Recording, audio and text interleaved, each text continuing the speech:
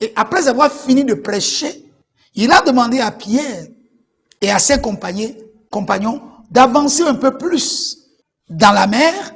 Et après, il demande à Pierre et à ses compagnons de jeter leur filet.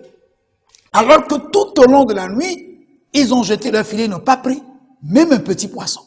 Laissez-moi vous dire que Pierre est un pêcheur vétéran.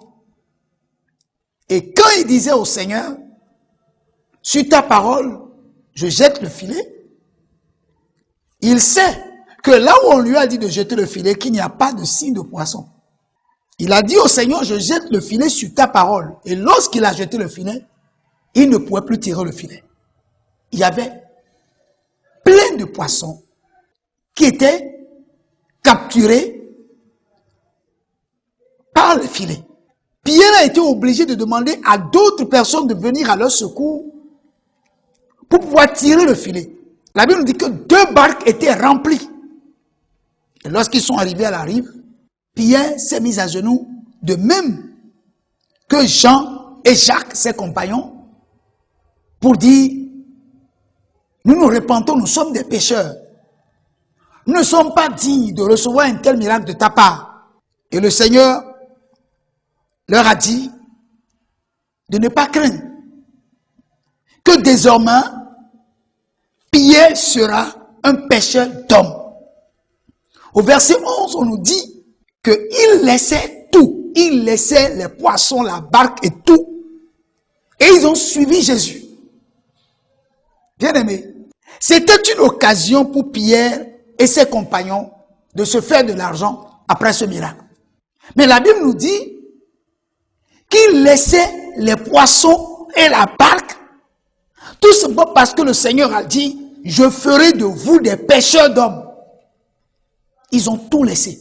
Alors qu'ils venaient de faire une bonne pêche. C'était une occasion pour se faire de l'argent. Mais ils ont tout laissé, ils ont suivi le Seigneur. Bien-aimés, c'est la démonstration de la foi. Que ces hommes-là, c'est vrai, cherchaient de l'argent. Mais ils ont trouvé plus que de l'argent. Le royaume de Dieu s'est manifesté à eux. Ils ont préféré le royaume de Dieu qu'à la bénédiction qui venait de frapper à la porte.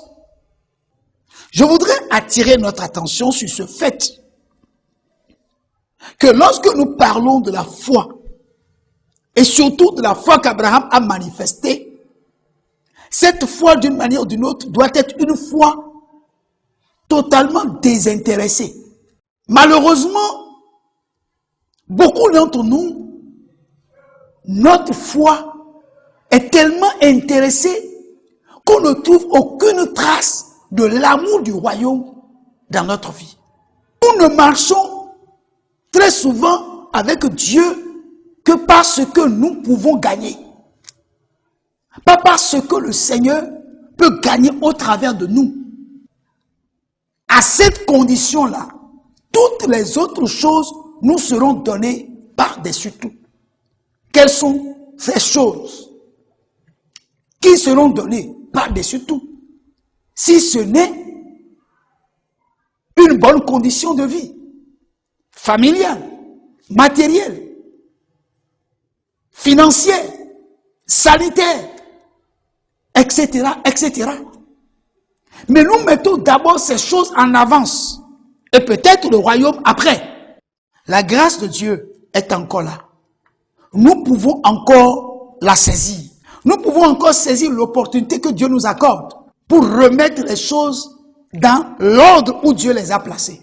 Mettre le royaume et sa justice en première position afin que les autres choses, Dieu nous les accorde.